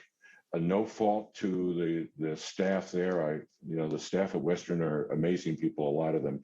But the system isn't funded to bring parents in, to bring next of kin in, to say, this is how you can help. This is the stuff you can send her. This is the stuff you can't send her. This is how NGRI is different from a civil commitment. Thank you very much. Thank you. Thank you so much, George. I really do appreciate you sharing that. Thank you, Senator. Next, we're going to bring up Penny Quest. Okay, sorry. After hearing those two parents speak, I'm going to have to shoot from the hip. So, let me preface this with, I have met with hundreds of families through Washington State, and I have heard thousands of stories. And I, 3 years ago, had this mantra in my head that a child in crisis was a family in crisis. And when my child entered Child and Study Treatment Center, we were in crisis, not he, we, our entire family. So when we first entered that room, I remember it was the first time in my life for that last 3 years that I had taken a breath. And what I was told by CSTC was, take that breath. When they walked me to the car and I burst out in tears saying, he's gonna fool you. He's so good at this. He's the smartest kid around. They said, we've got him, rest. So they didn't engage me for the first little while. Then the TPRs came, and then the family counseling came, and they were good. We found out in family counseling just how smart my kid was, and they bumped us up to the best they had because they engaged him and they saw the trauma I had. And that's a very important part and piece to this, because it was a family engagement. I want to praise CSTC and something that they've done the last 3 years. They have enveloped that whole campus in DBT. It is not going to fix every single child there, and it does not encompass every single care plan, but most children and most families are thriving from it. Because my child's stay there was so long, I was able to take the course 3 different times. I then went and downloaded it because I needed to take it again and again, because my child had been so immersed in DBT that even the groundskeeper was implementing it. Even the cooks were implementing it. He was completely immersed in DBT. And since he's been home, I'm going to jump ahead. Since he's been home, we've had 1 police call, and it was only to keep the peace while he was exiting our home. Because of DBT, there had been multiple times that I was able to change my response, not respond, leave the room, parent differently, which kept us from having holes in the walls, escalations, incidents, because of the skills and tools it gave me to parent differently. I'm not a bad parent. I'm not an uneducated parent, but I need to parent that child differently. And I give that to CSTC, the tools they gave him and the tools they gave me. So I will credit them with the family counseling. I will credit them wholly on that DBT. But I will also say, in those DBT classes, there weren't very many of us parents. Not everyone engages in what is available to us, and that is a downfall. I at one point said, pass the bed to the next kid if the parents aren't going to engage. And I hate to say that now, because I think that's one place where we're failing, is not supporting our families and meeting them where they're at and helping them engage in what they need to make this successful for them. So that's a really important part. Other things that they do are our off-cottage visits, which did get really weird looking during COVID. Prior to COVID, we would have visits on cottage, visits off cottage. They supported them in many different ways, depending on finances and supports there, which was very appreciated, being a single mother of 6 on disability, very well funded, very well supported. They also gave us information as far as large incidents that took place, not all the small incidents, and weekly catch-ups. I didn't get all my weekly catch-ups, and I could have complained about it, but the truth of the matter was I was getting so informed on our family counseling, I just didn't complain about it. I could have, but the staff was so bogged down during COVID, I just took one for the team, because really I was just so proud of them for keeping my child safe. A lot of parents complained about how we got that. One day in an HCA meeting, I said, man, I really miss seeing my kid, and the HCA popped some laptops over there, and God bless them. That 12 minutes of seeing my child face to face every week meant everything to me. And when it opened up that we could sit out there with a mask on and it was safe enough for me, I was fine with that. Not all the parents were. It was good for me because I knew my child was safe and I knew I was safe. But what I really am hearing these parents say, and what I want to jump ahead to, and what I want to address something that Senator Wagoner said, we wrote a discharge plan, and on paper, it looked beautiful. We did a risk assessment for his drug and alcohol. Because CSTC had let go of their license to be drug and alcohol support or license or however that goes, we had to give him his least restrictive environment, which meant intensive outpatient care. I did my legwork. I've learned to do that because during this journey, 11 months in, I will admit the first 10, 11 months that my child was at CSTC, I was the parent going, what are we doing for my kid? Is he getting enough of this? What are you doing about this? Did you think about this? What have we done with his meds? And at that 10, 11 month mark, it finally clicked in my head. What are you doing about you? What are you changing about yourself? What about the other children in your home? Here's the difference that I clicked at that moment. At that moment, I said, a child in treatment is a family in treatment. But that's not where it stopped. Because then I started healing. I got my own counselor. I made sure my other kids were getting what they needed. And we started journeying more. And then came discharge. I was getting pretty smart at that point. So I helped. We had to go to another county to get that intensive outpatient care. We are still searching, mind you, we are still searching for a psychologist for my son. We are 4 months post-discharge.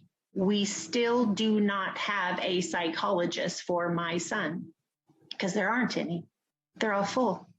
We are in so much crisis in this state that my child that discharged from the highest inpatient care does not have a psychologist. Not with the help of my federally funded clinic, where he is in a wraparound system because we use that whole health system. They couldn't find him one. CSTC can't get him one. We even tried to backdoor him and put him in for a medical issue at University of Washington and get an internal referral. My child doesn't have a psychiatrist. In the meantime, he's exited out of his individual counseling. He dropped out of his intensive outpatient. He's been on the street twice. He's now home because his mother set different boundaries. When he asked if he could pay to come home and take a shower and wash his clothes, I said, no, you can come home and sit at my table though. And I told him this, I need to know you're alive. You're 18 and you're right, you shouldn't have to have a curfew, but I need to go to sleep at night. So could you be home by 10 o'clock so I don't know I'm not looking for your dead body? He said, can we make it 11? I said, sure. Because I needed to know he was safe. Senator Wagner, I have worked with the homeless. I have worked in the needle exchange. I have a child who is mentally ill, who has dealt with SUD issues. I left a Recovery Coach Academy lesson that I am taking for 30 credit hours right now to come testify right here because I don't have the services in my county for my own family. I just want to be a mom, but I can't because the services that were needed for my family are not in my county, and I don't want a single other family to go through what I have. Do you want to know what you can do? I have changed my mantra from a child in crisis is a family in crisis to a child in treatment is a family in treatment. Do you know what the answer is? A family in treatment is a child in treatment. You put your monies toward the family and you're going to solve the individual. I have a State Bill 5412 sitting that's going to come in this session. And let me tell you why I put my money toward that. If we put our time and energy toward the families, we will solve the individuals. What have you heard these parents that have older children say? They reached out and did this. They reached out and did this. Do you know why? We are your longest supporter to the mentally ill because there are children. If you look where those children are being homeless, where they are having their addiction issues, it's in the communities of their parents. In Grant County, we don't have a homeless shelter. Why are they here? Because their families are here. They are near where their families are because they want that support no matter what. I have asked them, why are you here when there are no services for you? Because my grandma's here. Because my mom's here. If we put the money into supporting our families and giving them the tools they need, we will treat the individual. We have to support the families. CSTC was great. It's a wonderful facility. I cannot praise them enough. But once my child turned 18 and walked out that door, I couldn't just be his mom anymore. I had to be everything. I'm tired. Give me the support and tools I need, and I will be a rock star. And my kid will not be a revolving door in your system, because I will have the capability to serve him the rest of his life, and we will stop this crisis. You will always have these acute care needs, and you have people that are telling you they will take that on. But let us help you by helping us. That's what we need. I'm telling you, we are in it to win it. We're their family. Thank you.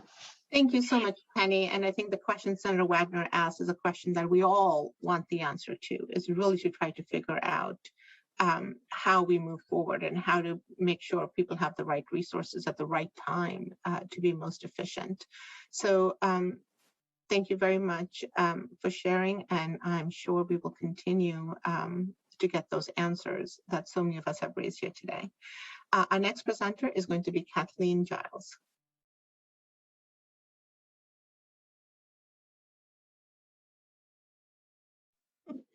Good morning. My name is Kathleen Giles. I'm the mother of a deaf schizophrenic daughter. She was abducted. She was groomed, abducted, drugged, and trafficked, and came back to us schizophrenic. She has since become an adult. I'm her guardian, but I have no rights in the say of how her mental health treatment is handled. And I cannot get her off the street because of that. I can't even get her an interpreter half the time when she's in treatment. And in the last 2 years, she has been in and out of hospital 6, 7 times. And I can't seem to get her any help. It's like a Band-Aid. Get her stable, send her out the door, and she's immediately back on the street again. And I'm at a point where I don't know what to do. Being a guardian is useless when she can make her own mental health decisions, even though she's been determined to be incompetent. And the family is affected. My son is affected. He sees his sister suffering and can't do anything about it. And so he's now suffering. It affects everybody. It affects the whole family. And she won't come home. We need to find her housing. I only recently found out about services alternatives, and I'm looking into that. But they want to release her now from hospital to us, but we know she won't come home. She lies to them every time. I'll go home, I'll stay home, I'll get treatment. It won't happen. And we know it. They know it. And it puts me in a very bad spot. So I don't know where to go from here. We need more than what we're getting. When she was at Western at Orcas Cottage, we got the DBT training, and that was fabulous. The staff there were great, but not a single person in all of that time told us they had not treated her for the drug addiction that she came back with. And until she gets treatment, there's nothing we can do. She will just keep circulating within this system. Thank you. Thank you so much, Kathleen, for sharing. Our last family member to present is going to be Angie Jerdor. Thank you. Madam Chair, Mr. Ranking Member, and members of the committee, thank you for this opportunity to share a bit about my recent experience with Eastern State Hospital. My name is Angela Deerdorf. I live in Spokane, and I have 2 adult children, 19 and 23. Today, I will be speaking about my eldest. In the fall of 2018, Anna was a full-time student at Western Washington University, studying German and linguistics and dreaming of a study abroad year in Germany. I didn't know that at this time she was also struggling with homesickness, growing anxiety, self-medication, a bad breakup, and the onset of serious mental illness. For reasons we will never fully understand, Anna entered a state of acute psychosis, including terrifying delusions, in December of 2018. I brought her back to Spokane and began the arduous journey to try to save her life, keep her out of jail, and hopefully keep her and the rest of my family safe. Faced with a serious mental health crisis and with no roadmap for where to start, I began calling every psychiatrist in the area. Few of my messages were returned at all, and when they were, it was only to say, sorry, we're not accepting new patients. It took 11 months of living with the nightmare of mistreated schizoaffective disorder, suicide attempts, threats to family, lost friends, hospitalizations, and homelessness, until I convinced her to come with me to Frontier Behavioral Health for an intake, finally gaining a foothold in a system that would eventually lead her to Eastern State Hospital. After numerous cycles of calls to the DCR on my part, Anna's involuntary hospitalizations, misdiagnoses, dangerous and addictive or ineffective prescription medications, long stays in an evaluation and treatment center with various and ineffective medications, and time in the community that led to decompensation, self-harm, an eating disorder, and severe anemia, Anna was finally admitted to Eastern in February of this year. I was relieved and slept well for the first time in a very long time, but I was also anxious. This was a whole new system to navigate. Would someone call me to let me know how her treatment was progressing? Could I visit or even talk to her? I had so many questions. I didn't have to wait long for some answers. Being one of the lucky parents whose loved one agreed to sign a release of information, within a few days of Anna's admission, the psychiatric social worker on her treatment team, Mackenzie Bayless, contacted me, and my anxieties lifted. She answered all of my questions, set up an in-person visit and weekly Zoom visits, kept me up to date on Anna's progress, medications, activities, and therapies, and did so with a warmth that assured me she really did care.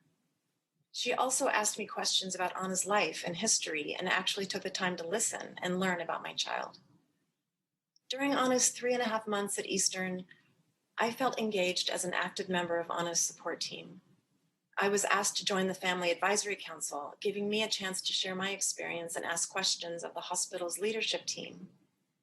I was invited to attend meetings with both Mackenzie and another social worker who would support Anna in the community, and my thoughts were again respected and valued. Anna was discharged a week ago today to an apartment through the governor's Opportunity for Supportive Housing program. And thanks to the care of her Eastern treatment team and GOSH program social worker, the transition is going as smoothly as it could, given the seriousness of her illness. Although I know that I play an important role in Anna's aftercare, the extensive planning before discharge made me feel like I'm part of a team, that her successful recovery is not entirely up to me. She is released on an LRA for the next 6 months, which mandates she continue with her medication and remain sober. Anna has also recently been approved for SSI benefits. A supportive piece of the discharge plan that we had hoped Anna could have taken advantage of is the Peer Bridger program. Sadly, we learned that there is at least a 2-month waiting list for this program. If Anna could connect with someone who has been a patient and is living with their mental health condition in a way that could provide hope, build some trust, and destigmatize her condition, I believe it would dramatically increase the odds of her success. Anna credits Eastern and her new long-acting injectable medication, Invega, with saving her life. But her voluntary participation in her community treatment will be critical to her continued recovery. Thank you. Thank you so much, Angie, for sharing. And I really, truly want to thank all the other parents who came today and testified. I know these are not easy things to talk about, but I do want to say that they're very impactful. And when we start working on legislation for next year, especially for me as chair of this committee, I really want to make sure that we can articulate the problems that we really want to solve. So thank you so much for that. And I apologize to the committee members. I know we're going to go over, but as I mentioned, this is a committee where our members are very interactive. We do like to hear directly from individuals. So please bear with me when we have our last presenter for this committee. We will be hearing from a DSHS. And I'm excited to welcome the new assistant, the Secretary, Acting Behavioral Health Administration, the new Acting Assistant Secretary, sorry, trying to get your title correct. And I just want to say, you know, while there are a lot of issues, I think the fundamental problem in our country is that when someone turns 18, they are deemed to be an adult. But as we know, you don't stop being a parent when your child turns 18. You're a parent for life. And our behavioral health system, our medical system does not do a good job taking that into account. So I just wanted to say that before we hear from Kevin and everything that DSHS is doing, though I do think this is something we as a state need to acknowledge, identify, and work towards understanding that parents have to have a larger involvement in individuals' lives. So with that, thank you, Kevin, for coming, and we look forward to your presentation. Thank you, Madam Chair, and for having me this afternoon. Greetings, members, staff, and fellow guest presenters. And I'm going to start off by saying thank you so much to the families who testified today. I have two like-age children to you, and echoing Senator Dingra's comments, you can't stop being a parent, and it is difficult. So thank you for your testimony. I took copious notes, and I'll be attending family council meetings as well, so I look forward to meeting some of you. In the interest of time to the committee, I'll go as quickly as possible through these. And again, my name is Kevin Bowenkamp. I'm the Acting Assistant Secretary, and to remind people, welcome to contact me at any time, and of course, set up visits to the facilities for the committee members as desired. So real quickly, I'd like to just cover some of our efforts to identify supportive people in the patient's treatment. Look at, just talk about visitation procedures and some of our family therapy programs, which actually were already talked about a little bit today. So next slide, please.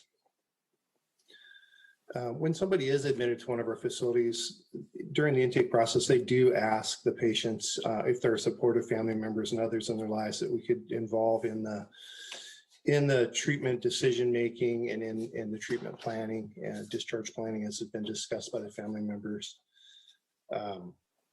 We do ask for release information to be signed. Sometimes patients are willing to do that, and of course, sometimes they are not.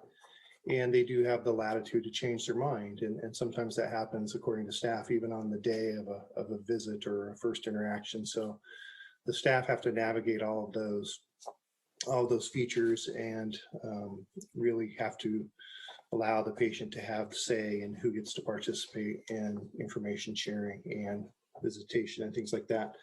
Families are always welcome to send information in, and I think that's one of the things I heard this morning. We could maybe do a better job of taking that information in. If we go to the next slide, please. We do in the treatment planning review meetings. So we're looking at doing those usually at the end of the first couple of weeks, and then 30, 60, and every 60 days thereafter. We hope to get families involved in those when we're able to do so. At the Child State Treatment Center, the family therapy was discussed at length this morning, and I think that's one of the most powerful programs we have. And I got to tour the Child State Treatment Center a few weeks ago and got to talk to the staff that were operating that program. It's a fantastic program. I was really encouraged by the stories that I heard. And it's very powerful to hear a family member today talk about how important that is. We probably need to grow that program over time, and again, try to really encourage all families to participate in that to the best of their ability or willingness to do so. Certainly not every family is going to be willing to do that. The other thing that the speaker mentioned was DBT, and that's something that we do a lot of training on in that program, and it's something that we're looking to expand at other facilities as well outside of the Child Study Treatment Center. in that child study treatment center, the family therapy sessions, they are making regular family contact. I think there probably is a sense of staying more connected than what we've been able to do at Eastern and Western in some cases. And that's typically the family members talking to our direct care staff and getting weekly updates or bi-weekly updates. Go to the next slide, please.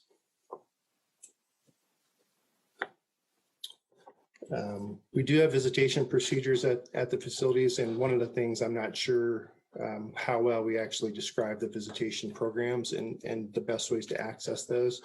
COVID has certainly been difficult over the last 14 to 16 months for sure. We're looking forward to coming out of some of the COVID restrictions.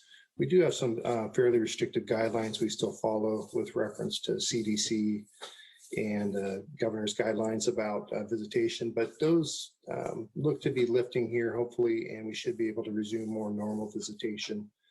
It's been great that IT was able to get some video visitation up and running, but that has not been without its challenges in some of our facilities. There are some restrictions, if the patient is exhibiting unsafe behavior or the treatment team believes it's probably not a good time to have a visit, it's going to exacerbate some symptoms or issues, then those can be called off. The treatment team does look at that very closely. I'm hoping that's a very limited amount of times that happens, but I don't have that data with me today, but I'd certainly be willing to take a look at that if I hear that that's happening often. Next slide, please.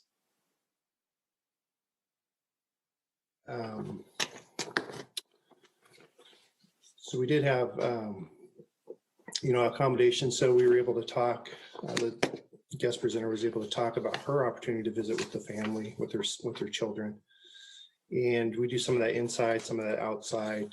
Again, with some of the guidelines being lifted, we hope to get back to some of that. I know the Child Study Treatment Center has just begun some off-site visitation again, which is very encouraging. It's taken us a while to get to that, but they're able to open up off-site visitation again for some of the youth. A few of the restrictions: patients do have a basic right to visit with guests within reasonable visiting hours. We do restrict the hours a little bit, but we try to be as flexible as possible within the programs. We do have a cottage program manual that does outline preferred visitation times. And so there's a lot of coordination that goes on, as I understand it, between the families and the unit staff and the program. So, but that's something I'll be trying to learn a little bit more about as I get to visit the facility. Next slide, please. With the COVID-19 impacts, we've been trying to stay in compliance with the infection prevention control practices and the department's Safe Start plan, which is modeled after the governor's office guidelines, the Department of Health guidelines, and CDC. We have been able to get Zoom and virtual visits going for most families and patients, and we'll probably continue that practice as a way to just keep our visitation numbers up so we don't fall back to just in-person visiting only. Now that we've gotten better at the technology and we've expanded that, it seems like the right decision to keep that as an available menu item for families and patients. And then again, at the Child Study Treatment Center, the pandemic did force some restrictions on the number of family members that were able to visit at one time, but we should be coming to the end of that. Next slide, please. There we go. Here's just some of our basic visitation data. And unfortunately, the facilities gave this to me in a way where it's not all the same time frame. So they are about 12-month increments, but the start and stop dates are a little bit different on them. I apologize for that. But you can see the number of Zoom visitations we had at Western as an example up top, much more limited on the in-person visitation. We do allow professional visitors now too. So that's something where I think a lot of folks were under the belief that professional visitors like attorneys, clinicians, treatment teams from the outside, discharge planning resources could not meet, but we've been able to take professional visitors back in the facilities. So I'm hoping that's able to facilitate some of the better treatment evaluation and discharge planning that we've heard talked about today. Next slide, please. So the family therapy programs, really, here's just the bulleted goal. So it's to facilitate healthy interactions and really with an eye towards reintegration and getting the patients and families, greater community back in sync. It was fantastic to hear the testimony this morning from the family member that did participate in that. We do want to utilize evidence-based treatment to assist family members. So I had actually heard stories about families going through DBT training several times. So it was great to hear an example of that today, someone who got to experience that and the power of that process. Individual needs of family unit dictate the specific therapeutic approach. So grateful to say we take an individualized approach to each youth and family. So that's something that takes time and effort, but with the family's participation, we're able to individualize those care plans and hopefully the discharge plans as well. And the focus really is on helping the patients discharge as quickly and safely as possible. And I'm sure there's a balance to there. I heard some families today talk about loved ones maybe being released too early and worried about the stability of the discharge plan and whether it's really a good idea to do so. So those, I'm sure, are tough balancing decisions. But really the focus is not to keep the people in the facilities any longer than they have to be, but really to get them back out in the community. And I think hearing the earlier testimony today about the assisted outpatient treatment services, that gives me hope that we're going to be able to divert some people out of the hospitals or even get them out of the hospitals and transitioned into the AOT. So I'm very hopeful after hearing this morning's presentation. Next slide, please. So we work on psychoeducation within the family programs. This is a picture of some training they did at a retreat with family. So we're looking at skill building, discharge preparation, caregiver growth and development. And so again, grateful this morning to hear about the needs of the families and getting them prepared to work with their family members when they come back home or wherever they may go in the community. Next slide, please. And here again, it's just an overview of the DBT therapy program that they've started up for family members. I can't help but smile thinking about the cook and the facility gardener engaging the youth in DBT skills. I wish all staff had that level of skill. I probably do not have that level of skill myself, and so I'll be looking forward to getting a little DBT training myself. And again, eligibility there for participants. So we're talking about parents, grandparents, adult siblings, those people that are important in the youth's life. They had 66 family households participated. Obviously, that's a number we'd like to grow. And we get very positive feedback, I think, is evidence in today's testimony. Next slide, please. This is Dr. Morris. He's a psychologist who actually helps lead this program. And I got to speak with him the day I visited the facility a few weeks ago. Fantastic individual and therapist, very passionate about the program. And in fact, he had to kick me and others out of his office so he could get to another call with a family member. So great example of a committed staff member who's doing wonderful work. It's interactive lectures, it's skill training, because everything we talked about today. There was a pre-COVID format where they were doing a day and a half.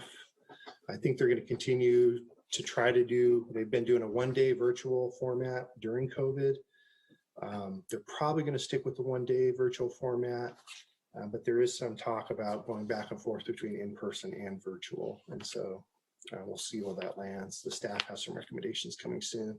And this started just a couple of years ago, June of 2019. Next slide, please. Parent support group. So they piloted that this year, an 8-week closed group for parents, guardians, and adult family members. It was limited based on COVID restrictions and just a space in the facility. And they did get 8 members representing 6 families. So I'm looking forward to getting some results out of that and seeing if that's something that if it looks effective, we can actually grow as we come out of some of the COVID guideline restrictions.